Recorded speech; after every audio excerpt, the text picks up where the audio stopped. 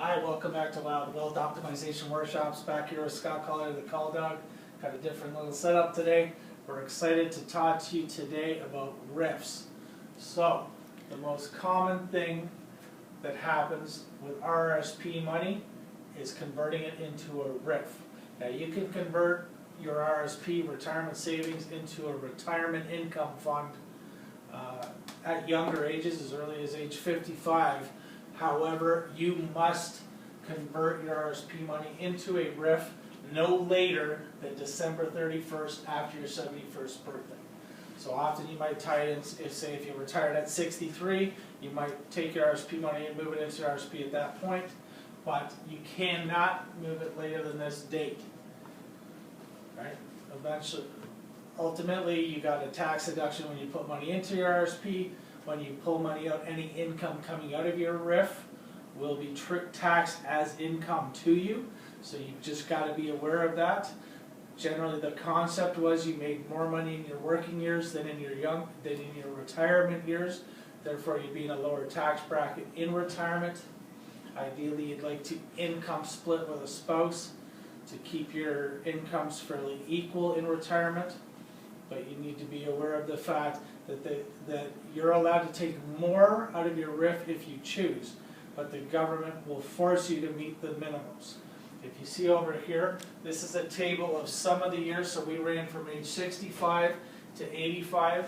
You can actually run it from as young as 55 all the way to 100. Once you get to 95 to 100, you're going to be up around 20% of your income. 20% of the value left in your account is going to have to be taken as income between ages 95 and 100. So it increases marginally each year all the way through until those elder years. The goal being that you won't outlive your money, that by following the RRIF minimums, it would give you an income stream that will last as long as you do, and hopefully some left over for your family or loved ones after you're gone. Within a RRIF, you have the same investment choices that you get within your RRSP or TFSA type accounts. Could be individual securities like stocks and bonds. It could be mutual funds, segregated funds, GICs, annuities, any of the types of investments that you commonly associate, ETFs and whatnot, but any of the investments that you would associate with an RRSP account. Same options inside your RRIF. However, quite often people start to become more conservative, and certainly there's different investment options that we're touching on along the way here. You could use a payout annuity instead of a RRIF. You could use segregated funds with guaranteed incomes for life. So there's different options that you've got available to you, but lots of investment choice, lots of control, lots of flexibility inside the RRIF.